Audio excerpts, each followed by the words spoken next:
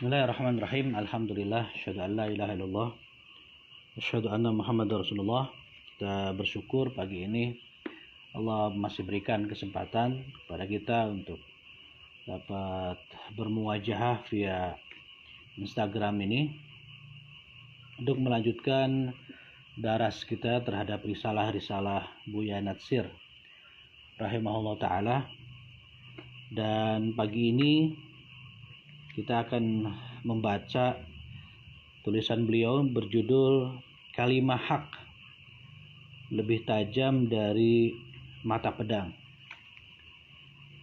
Risalah ini diterbitkan di Terengganu, Malaysia. Tanpa tahun. Di antara awal dari risalah ini ada ucapan terima kasih kepada Bapak Muhammad Natsir, Bapak Ramlan Marjonet. Beliau ini staf atau sekretaris Pak Natsir, Yayasan Al Hilal Jakarta, staf redaksi Suara Masjid, dan Ustadz Muhammad Ridwan Adam yang membantu menyediakan manuskrip buku ini. Jadi saya juga hanya punya kopiannya. Sebelumnya ada PDF-nya kalau tidak salah di internet ya. Buku dengan judul Kalimah Hak Lebih Tajam dari Mata Pedang ini dimulai dengan kata pengantar dari penerbit, lalu kemudian isi risalah dari Buya Natsir rahimahullah ta'ala. Pertama, beliau bahas terkait dengan kewajiban para da'i. Beliau katakan tugas para da'i ialah menyampaikan kalimah hak dengan cara hasanah yang mengandung hikmah atau secara bijaksana. Kalimah hak itu senjata yang tajam, lebih tajam dari pisau, lebih tajam dari pedang, bahkan lebih tajam dari peluru. Sasaran tembakannya adalah jiwa manusia. Pengaruh sasaran kalimah hak itu dilukiskan oleh Allah dalam Al-Quran. Wala tastawil hasanah wala sayyi'ah idfa' billati hiya ahsan fa idzal ladzi bainaka wa bainahu adawatun ka'annahu waliyyun hamim. Tidaklah sama cara kebaikan dan kejahatan. Tolaklah kejahatan itu dengan cara yang lebih baik sehingga orang yang bermusuhan antara kalian akan menjadi sahabat yang akrab. Fussilat ayat 34. Jika menyampaikan kalimah hak dengan cara yang baik, akan dapat memanggil orang di mana pada mulanya menjadi musuh, kemudian yang menjadi teman yang akrab. Kalimah hak merupakan senjata sakti yang paling mujarab untuk menghadapi kalimah batil. Sebab kita harus membedakan apa-apa yang dinamakan bahaya. Apa yang nampak bahaya itu biasanya berupa fisikal, senjata, peluru, bom, dan lain-lain. Tetapi yang di belakang senjata fisik adalah senjata pegangan hidup. Pegangan hidup itu tidak dapat ditembak, tidak dapat dibom. Disitulah terletak kesulitannya. Amerika Serikat sudah menjatuhkan berton-ton bom di Indochina dengan kekuatan alat-alat perang, mengirimkan ratusan ribu tentara ke medan perang dan menghabiskan uang yang sangat banyak. Bahkan puluhan ribu tentara yang mati serta ratusan ribu tentara yang cacat, tetapi akhirnya mengalami kekalahan pula. Kalimah hak tidak dapat ditahan dan ditembak. Kalimah batil pun tidak dapat ditahan dan ditembak. Tetapi peluru untuk menembak kalimah yang batil itu adalah dengan kalimah hak. Menembaknya bukan dengan peluru yang berupa besi dan baja, bukan. Kadang-kadang kalimah batil tampil ke depan seperti kalimah hak, kata beliau. Tetapi sebenarnya tidak hak. Umpamanya orang komunis menjanjikan kehidupan surga di dunia ini. Mereka berkata kepada orang-orang miskin dan fakir, kamu akan dapat hidup makmur, tetapi kamu harus masuk komunis dulu. Dan kita berlaku adil sama rata, sama rasa. Tidak akan ada yang terlampau kaya dan tidak akan ada pula yang terlampau miskin. Begitu bunyi slogan mereka. Kalimat itu enak sekali kedengaran, seolah-olah kalimah hak. Tetapi sebenarnya batil. Menangkis slogan itu tidak dapat ditembak dengan peluru. Bagaimana pilihan dan ikhtiar menghadapi tantangan komunis itu? Orang komunis itu mengatakan berusaha menciptakan hidup yang adil, keadilan sosial dengan menggunakan teori Karl Marx. Bagaimana keadilan sosial yang diajarkan oleh Karl Marx? Bagaimanakah sistem sosial yang diajarkan oleh Stalin? Menghadapi tantangan komunis itu tidak boleh dikatakan semata-mata batil atau ditembak orangnya. Tidak boleh. Akan tetapi kita harus mengemukakan satu alternatif lain. Ia seharusnya dengan mengemukakan sistem sosial yang lebih baik daripada sistem sosial Karl Marx dan Stalin. Jadi, kita seharusnya menandingi sistem sosial yang ditawarkan oleh komunis dengan satu sistem sosial yang lebih unggul. Inilah kewajiban para dai, kata beliau. Maka kemudian beliau bahas kewajiban para mubalighin. Kewajiban para mubalighin ialah bagaimana menerangkan sistem sosial dalam Islam.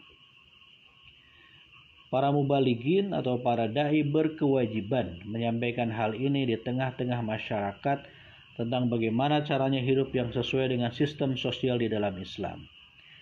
Rasulullah SAW mengajarkan dengan bersabda yang mudah sekali tanpa menggunakan teori yang indah-indah pada lahirnya itu. Sabda Rasulullah SAW, "Laisal mu'minu billadhi yashba'u wa jaruhu wa ja'i'un ila janbih." Bukanlah dari golongan mukmin apabila seseorang dapat tidak enak pada malam hari dengan perut kenyang, sedangkan tetangganya di dalam keadaan lapar. Begitu tegas etik dan dasar sosial yang diajarkan oleh Rasulullah SAW. Nah, kewajiban umat Islam menghidupkan sesama anggota masyarakat. Masyarakat tidak harus hidup di atas penderitaan dan kelaparan anggota masyarakat lainnya. Jadi kita tidak boleh hidup di atas penderitaan dan kelaparan dari anggota masyarakat yang lain. Kewajiban etik sosial Islam adalah hidup memberi hidup. Bukan hidup seperti ulat di atas daun pisang, dia gemuk dan daun pisangnya hancur. Istilah ini juga beliau ungkapkan untuk menggambarkan orang Yahudi gitu.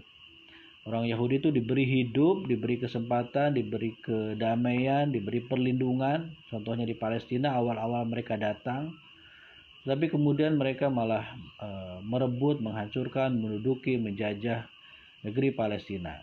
Jadi orang Yahudi itu seperti ulat, kata beliau. Dalam melawan sistem sosial komunis, umat Islam harus mampu menampilkan satu sistem sosial yang lebih baik daripada sistem sosial komunis itu. Kemudian barulah kita boleh bercakap tentang ketahanan nasional. Beliau kutip, "La ta'murunna bil ma'rufi wa la tanhawunna 'anil munkari aw la yasulitanna Allahu 'alaikum syirarakum fayad'u khiyarukum fala yustajaba lahum." Kewajiban kamu senantiasa mengajak umat manusia melakukan kebaikan dan sentiasa mencegah orang melakukan kejahatan. Kalau kamu berhenti dari melakukan kewajiban itu, maka Allah akan memberikan kekuasaan pada orang-orang jahat di antara kamu. Jadi ikhwah sekalian, menurut beliau hidup manusia bukan hanya makan saja, tetapi manusia ingin berbicara, ingin bebas menyatakan pikirannya. Kalau kebebasan berpikirnya ditekan, dia akan lari atau dia hancur. Sekurang-kurangnya dia lumpuh. Akhirnya dia akan menyatakan masa bodoh dan tidak akan memperdulikan apapun. Tidak ada pilihan lain. Kalau kita panggil untuk memilih kalimat hak, dia mungkin sadar. Dia akan menghayati yang hak di dalam kehidupannya sehari-hari, dalam cita-citanya dan dalam akidahnya. Kalau tidak dengan kesadarannya, dia hanya dapat anti komunis lantaran dibayar. Kalau bayarannya dihentikan, dia berhenti pula dari menjadi anti komunis, kata beliau. Pada masa sekarang ini sudah tiba masanya kita membuka kembali Al-Quran dan Al-Hadis. Kita menoleh kembali mana yang berkenaan dengan ajaran Islam mengenai akidah dan tauhid, dan mana yang berkaitan dengan etik sosial dalam Islam. Seterusnya, bagaimana susunan masyarakat menurut ajaran Islam. Jangan khawatir, kata beliau, kalimat hak itu adalah mengandung kekuatan tersendiri. Kita lepaskan dia akan berjalan sendiri.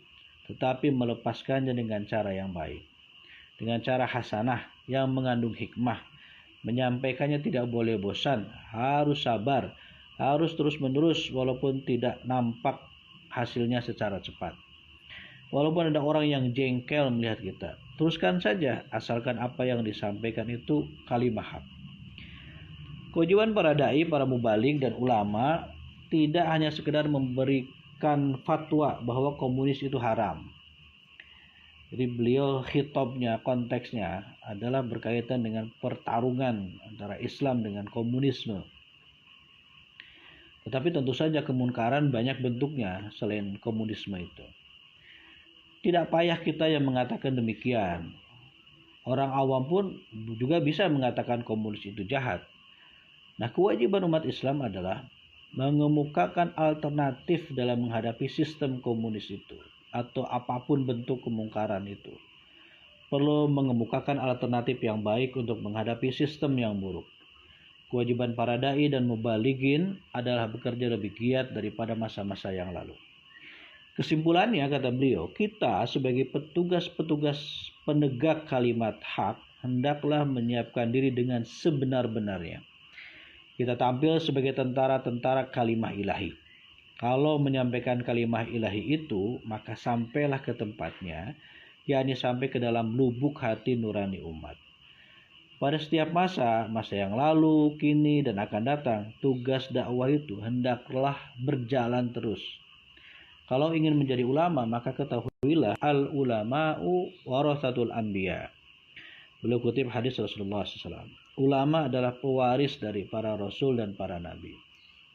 Ini adalah satu gelar yang sangat mulia, tiada tandingannya. Kepribadian ulama itu jangan dimudah-mudahkan, jangan dijual beli dengan harga yang sangat murah. Peganglah kepribadian ulama itu teguh-teguh, kata beliau. Jangan ibarat memegang bara, terasa panas dilepaskan. Pegang kepribadian kita menurut Al-Quran dan Sunnah Rasul. Allah sudah mengatakan orang-orang yang menyampaikan kalimat hak dengan bijaksana ialah orang yang dapat menjadikan lawan menjadi kawannya. Tugas itu hanya dapat dicapai oleh orang yang tekun dan sabar, memiliki akhlak yang baik, sebagaimana diterangkan dalam sambungan ayat surah Fussilat, wa ma yulaqaha illa alladhina sabaru wa ma yulaqaha illa dzu hadzin azim. Fussilat 35. Dan tidak diberikan sifat itu melainkan kepada orang-orang yang sabar, dan tidak diberikan sifat itu melainkan kepada orang-orang yang mempunyai keberuntungan yang besar. Kadang-kadang, kata beliau, itu diganggu oleh setan, entah setan yang tidak kelihatan atau setan yang berbentuk orang. Maka tempat mencari perlindungan adalah wa imma yanzaghannaka minasyaitani nazghun fasta'id billahi innahu huwas samiul alim. Dan jika engkau diganggu oleh satu gangguan dari setan, maka berlindunglah kepada Allah. Sesungguhnya Allah itu Maha mendengar lagi Maha mengetahui. Surah Fussilat ayat 36. Jadi lakukanlah terus tugas kewajiban menyampaikan dakwah dan kalimah hak itu dengan tekun dan sabar. Kemudian ikhwah sekalian, beliau mengupas terkait dengan bila yang hak telah datang. Dan beliau awali dengan pembahasan apa arti hidup. Bulan Ramadan adalah bulan diturunkannya ayat-ayat Al-Quran. Kita sudah mengetahui bahwa Al-Quran itu penuh dengan firman Allah. Firman yang memanggil umat manusia beriman kepada yang gaib, yang tidak dapat dilihat oleh panca indera. Beriman kepada Rasul-Rasul dari zaman ke zaman, turun-temurun sampai kepada Nabi Muhammad SAW. Dan Rasulullah memanggil manusia kepada firman-firman ilahi, idza da'akum lima yuhyikum. Wahai orang-orang yang beriman, berilah jawaban. Artinya, sambutlah panggilan Allah dan Rasul apabila Allah dan Rasul memanggil kepada apa-apa yang menghidupkan kalian. Kalau diperhatikan, ikhwah sekalian, menurut beliau, seruan itu ditujukan kepada manusia yang sudah hidup, manusia yang masih bernafas, yang makan, minum, dan bergerak. Tetapi masih dikatakan, berilah jawaban olehmu kepada panggilan Allah dan Rasul apabila Allah dan Rasul memanggil apa-apa yang menghidupkan kalian. Jadi, seolah-olah hidup dalam arti sekedar bernafas belumlah hidup sebagaimana manusia seharusnya hidup. Manusia itu menjadi hidup sesuai dengan martabat manusia, maka hidupnya itu lebih tinggi mutunya daripada hidup hewan lain yang sama-sama bernapas. Kalau dilihat sebutir batu, kita dapat mengatakan bahwa batu itu tidak hidup, tidak bergerak dari dirinya sendiri. Tidak pula ia tumbuh berkembang biak. Tetapi apabila melihat satu bibit atau benih, umpamanya benih kacang, dimasukkan ke air atau diletakkan dalam tanah yang basah, maka beberapa hari kemudian dia akan tumbuh. Ia mekar, membesar, seterusnya berkembang, menghasilkan satu tumbuhan yang kecil, daunnya nampak dan akarnya baru keluar. Dia mempunyai gerak walaupun hidup yang paling sederhana. Sebagai tumbuhan, daunnya mencari sinar matahari, akarnya menunjang ke bumi, semua mempunyai fungsi. Walaupun tumbuhan tidak pandai berpikir, tetapi seolah-olah dia itu sudah tahu apa tugas daun. Daunnya pergi ke atas, menyerap udara, akarnya menghujam ke bumi guna mencari zat-zat yang baik untuk pertumbuhan benih yang kecil itu. Itulah artinya hidup. Hidup artinya berkembang maju. Maka seseorang mukmin dipanggil oleh Al-Quran dan dipanggil oleh Sunnah Rasul. Jawablah panggilan-panggilan itu dengan amal-amalmu. Kemudian ikhwah, beliau bicara terkait Al-Quran mendorong kemajuan. Faidah mengamalkan apa yang diajarkan oleh Al-Quran tidak lain melainkan untuk kalian sendiri. Bukan untuk yang disembah, yaitu Allah, tetapi menjadi habuban untuk dirimu sendiri, supaya dapat berkembang dan maju. Tidak boleh statis, tidak boleh tetap tinggal sebagaimana keadaan biasa. Dengan demikian dapat disimpulkan Al-Quran diturunkan oleh Allah Subhanahu wa Ta'ala untuk menjadikan umat manusia meningkat maju selangkah demi selangkah. Maju dalam arti lahir dan batin. Salah satu ayat yang lain menunjukkan peranan dari panggilan Allah dan Rasul, yakni beberapa rentetan ayat-ayat yang memperingatkan kepada orang-orang yang beriman supaya dia menetapkan sholat dan meletakkan ibadah sebaik-baiknya lebih daripada 5 waktu. Firman Allah, Aqimis sholata liduluki syamsi ila ghasaqil lail wa qur'an al-fajri inna qur'an al-fajri kana masyhuda. Tegakkan dengan tertib sholat 5 waktu, teristimewa sholat subuh, yakni yang sangat diperhatikan lebih-lebih dari sholat-sholat yang lain tentang nilai dan pengaruhnya terhadap orang yang melakukan sholat subuh. Sesudah itu Allah berfirman, wa minal laili fatahajjad bihi nafilatan lak asa ayyab'atsaka rabbuka maqaman mahmuda. Dan coba kamu bangun di tengah-tengah malam yang sepi dengan tidak ada suara-suara yang mengganggu untuk memusatkan segenap pikiran dan hati dalam sholat malam supaya mencapai makom yang terpuji. Kalau kamu melakukan yang demikian, semoga Allah akan menempatkan kamu maju ke tahap yang terhormat, yang terpuji, maqaman mahmuda. Jika kamu sudah melakukan sholat malam di tengah-tengah sunyi sepi, ratapkanlah doamu kepada ilahi Rabbi, kata beliau. Rabbi adkhilni mudkhala sidqin wa akhrijni mukhraja sidqin waj'alni min ladunka sultanan nasira. Wahai Tuhanku, masukkanlah aku ke dalam urusan agamaku dengan kemasukan yang benar lagi mulia, serta keluarkanlah aku daripadanya dengan cara keluar yang sebenarnya lagi mulia, dan berikanlah kepadaku dari sisimu hujjah, keterangan serta kekuasaan yang menolongku. Dan Allah menyatakan, Ja'al haqqu wa zahaqal batil innal batila kana zahuqa.